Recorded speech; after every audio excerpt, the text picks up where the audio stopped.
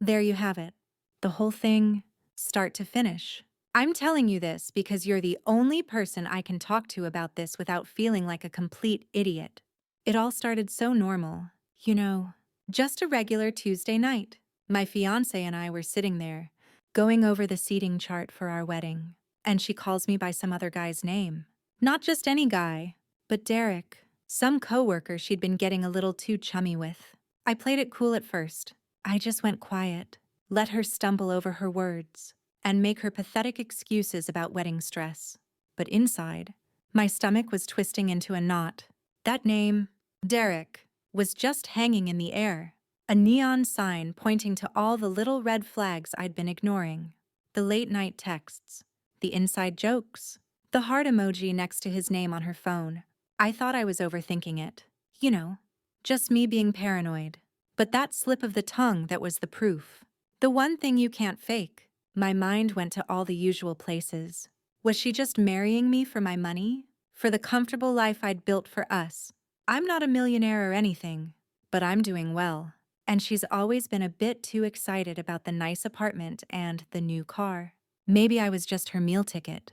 And this Derek guy was her real emotional escape. The whole thing made me sick. I didn't confront her again. I couldn't. I was a mess. And the wedding was only a few days away. The invitations were out. The guests were flying in. And we'd already sunk so much money into it. Well, not all my money. As it turns out, her parents had paid for most of it. A fact I'd conveniently forgotten in my initial meltdown. All I knew was that I couldn't go through with it. I couldn't stand up there and say I do to someone I couldn't trust. So, I ghosted her. On our wedding day. I know it sounds cold, and maybe it was. But I just couldn't face the music. I packed a bag, left the ring on the kitchen counter with a pathetic, half-assed note, and drove to my parents' house. I just wanted to disappear. To pretend none of this was real. The fallout was a mess. She showed up at the venue, in her wedding dress, pretending I was just running late. I can only imagine the look on her face when she finally realized I wasn't coming. The guests milling around, the confused murmurs, the frantic calls and texts. It must have been a living hell for her. And honestly, a part of me felt bad. A small part, but another, bigger part of me, the part that had been betrayed, felt a strange kind of justice. When I finally talked to her on the phone, she tried to play it off. It was just an emotional affair, she said. As if that makes it any better. She blamed me. Said I was emotionally unavailable because I was working so much to pay for our honeymoon. Can you believe that? She was cheating on me, and it was somehow my fault. I told her it didn't matter. The trust was gone. Then came the real fireworks. I finally worked up the guts to go talk to her parents, to explain why I'd done what I'd done. My mom came with me, bless her heart, as my backup. I laid it all out for them, and their reaction was unexpected. They went from being mad at me to being furious at her. Her dad, a man who rarely raised his voice, started yelling. They had paid for this whole wedding, and their daughter had betrayed them just as much as she had betrayed me. The best part, she showed up while we were there. Her mom must have tipped her off. She walked in, saw me and my mom sitting there, and just froze. Her dad confronted her right then and there. She tried to deny it, to say I was exaggerating, but it was too late. He told her she was a disgrace, that she had humiliated the whole family. It was a beautiful, ugly scene. My mom and I just got up and left, leaving her to face the music she had created. Later, her dad called me. He told me they'd had a long talk with her after we left, and she had finally confessed everything. And then he told me the kicker. They'd disowned her, cut her off completely. They told her not to contact them for a while, and they were taking away all financial support. He said she needed to learn that her actions have consequences. I won't lie. Hearing that felt good. A little bit of justice for what she put me through. She not only lost me, but she lost her family, too. It's a sad end to a 4-year relationship. But honestly, it's exactly what she deserved. She made her choices, and now she's living with the fallout. And her parents, they still call me their favorite. Guess I got the last laugh after all. Update 4. The past few days have been strange. After that whole dramatic scene at her parents' house, a weird calm has settled over everything. It's the kind of silence after a bomb goes off, where you can hear the ringing in your ears and just see the dust settling. My ex, the pathetic creature, has been completely silent. No texts, no calls, nothing. I guess her parents really did a number on her. I can only imagine what their final conversation was like after we left. The thought almost makes me smile. It's a sweet, quiet kind of justice. She's not just humiliated in front of our friends and family. She's now completely on her own. No doting parents. No financial safety net. Nothing. I'm still staying with my folks. My mom has been great, fussing over me like I'm a teenager with a broken heart. She makes my favorite meals and pretends not to notice when I just stare into space for an hour. It's comforting, I guess. We haven't talked much about the details, but she knows enough to know that I did the right thing. My dad just shakes his head and tells me I dodged a bullet. He keeps using a poker analogy, something about folding a bad hand before I lost all my chips. He's a simple man, but he gets it. But the silence from her isn't the only thing. The town, our little bubble of friends, it's a hotbed of gossip. I didn't have to say a word. The story is everywhere. Groom disappears on wedding day. Bride left at the altar. It's a spectacle, and I'm the reluctant star. My phone has been buzzing constantly with texts from people I haven't spoken to in years. Friends from high school, distant cousins, even some acquaintances from work. They all want to know what happened. I heard she cheated on you. Is it true she was seeing a coworker? What's this about her parents kicking her out? I've been careful not to fuel the fire directly. But I haven't denied anything either. I just send back a vague, "It's complicated, but I'm okay," or "Some things are unforgivable." My silence speaks volumes, and it's doing a fantastic job of painting the picture for me. The truth, in this case, is better than any lie I could invent. The most bizarre part of all this is the ongoing relationship with her parents. Her dad, Jim, has called me twice since the big showdown. The first time was just a quick check-in. "How are you doing, son? Still with your parents?" The second time was to talk about the money. He's not mad about it. He's furious at his daughter for wasting it. He's the one who suggested we go to the apartment together to get my things. He said, and I quote, "Don't go alone. She's unpredictable. She'll try to manipulate you." He offered to come with me, but I told him it was something I needed to do alone. I was hesitant, but I knew it was time to face the music. We can't just live in separate realities forever.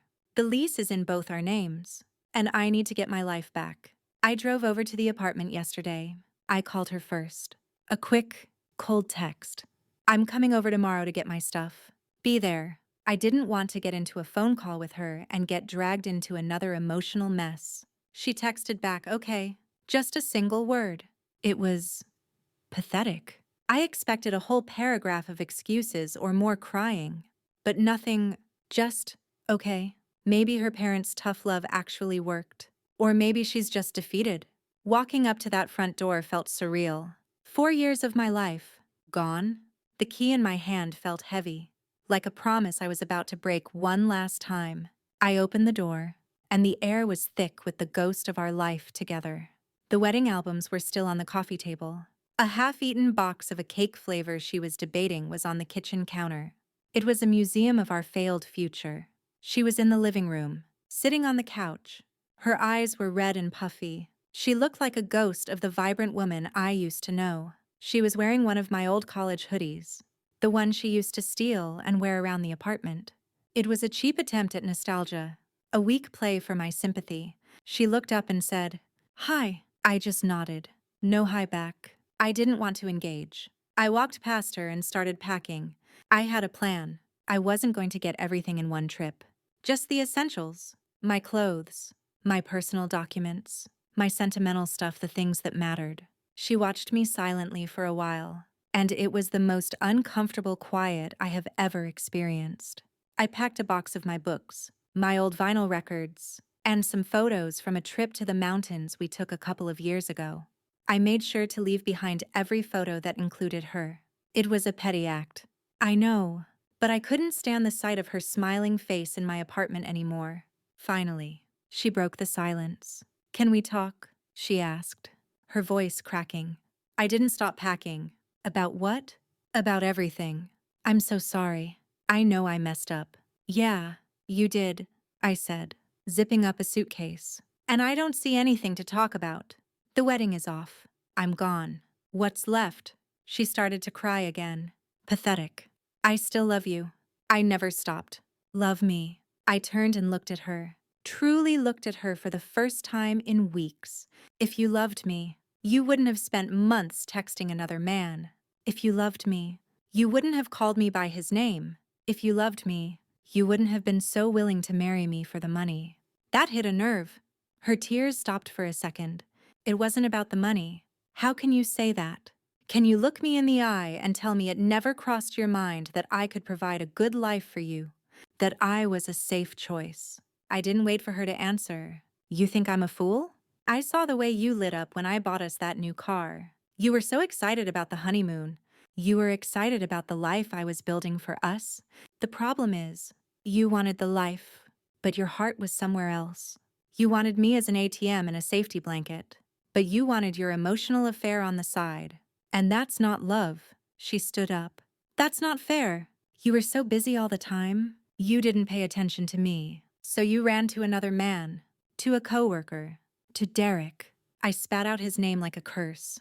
You think that's an excuse? You could have talked to me. You could have told me you were unhappy. But you didn't. You kept it a secret because you knew what you were doing was wrong. You had your cake, and you wanted to eat it too. You wanted to be my wife and his emotional girlfriend. You wanted the benefits of a marriage without the commitment. She just stood there, speechless. Her face was a mixture of anger, shame, and helplessness. It was a beautiful sight. I finished packing my last box and hoisted it up. I'll be back for the rest of my stuff later, and we need to figure out the lease. Don't call me. I'll call you. I walked out of the apartment, leaving her standing there in the wreckage of our life. The air outside felt clean and fresh. The weight I felt was a good weight. The weight of moving on. I was finally, truly free. Update 5. You're not going to believe this. I ran into Derek. Yes, that Derek. The man who indirectly ruined my life and got me a free pass out of a disaster. I was at the grocery store, just getting some essentials. I'm trying to reestablish some semblance of a normal life. I was in the produce aisle, staring at some pathetic-looking lettuce, when I heard a voice say, "Hey, man." I turned around, and there he was. A tall, lanky guy with a weak-looking beard and a self-satisfied smirk. He was holding a bag of kale. He was nothing special. Not a bad-looking guy, but not a threat either. He was just normal. A normal-looking guy who had somehow managed to capture the fleeting attention of my ex-fiancé. It was pathetic. Really, I think you're my name, right? Ex-fiancé's name's Fiancé. I'm Derek. From her office. He said it so casually, so innocently, as if the name Derek didn't already have a permanent, ugly spot in my mind. He obviously had no idea that I knew.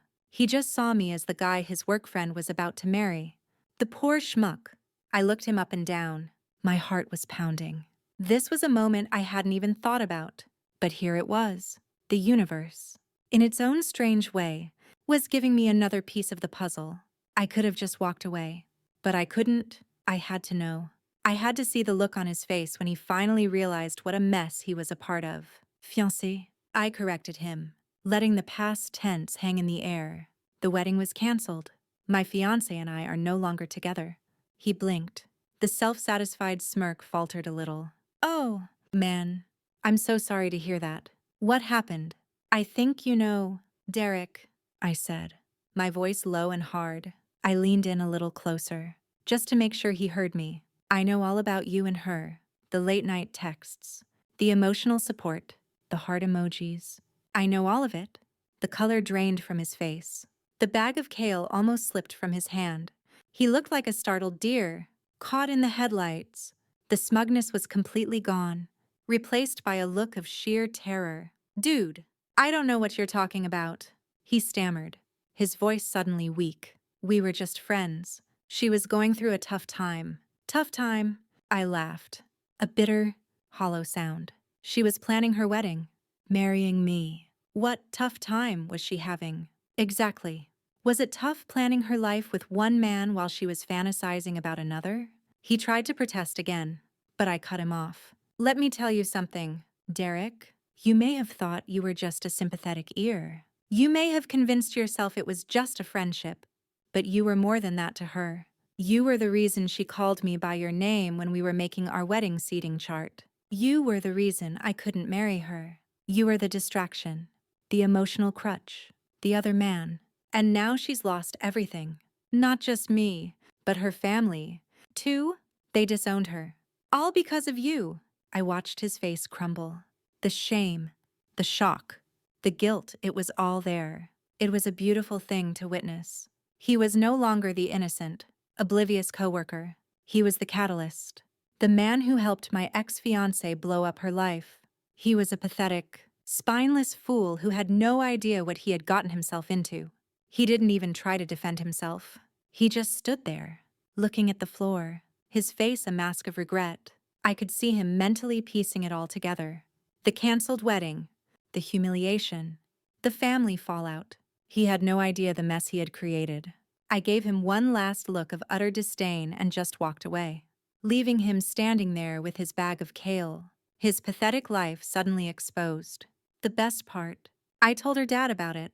I sent him a quick text. Ran into Derek at the grocery store. He had no idea what he'd done. He was pathetic. He texted back a minute later. Good. He deserves to know. And she deserves to feel the consequences of her choices. Don't worry about her. You just live your life. You're a good man. It was a strange, sweet kind of victory. Not only had she lost her family and her marriage, but the man she had an emotional affair with was a pathetic, scared little man who was now burdened with the guilt of her downfall. She'd put me through hell, but in the end, her life had completely imploded, and I was standing there, in the wreckage, feeling a strange sense of peace. The cosmic retribution was complete. It wasn't just a breakup, it was an existential reset. And I was the one who came out on top. I'm starting to think about my future now. The apartment is still a mess, but I have a plan for that. I'll give her a timeline to get her things out, and then I'll break the lease. It's an inconvenience, but a small one compared to the alternative. The financial loss is minimal and mostly her family's problem, and I'm glad of that. The memories I have of our life together are tainted, but I'm working on replacing them with new ones. I'm going to take a trip, just for myself, somewhere I've always wanted to go, somewhere that has nothing to do with her or our canceled honeymoon. I'm starting over, and it feels good. This whole thing, from the name slip to the disownment, it was a test of my character, my resolve, and my willingness to stand up for myself. I could have just ignored it, gone through with the wedding, and lived a life of quiet suspicion and resentment. But I didn't. I pulled the plug. I walked away from a disaster before it could become my life. I'm not going to lie. It hurt. It was lonely and devastating to realize the woman I was about to marry wasn't who I thought she was. But that pain has been replaced with a profound sense of clarity. I am better off. I am free. And, in the end, that's all that matters. The final update, the one I'm writing now, is about the real ending. The ending where I won and she lost. It's a simple, beautiful, and utterly true ending.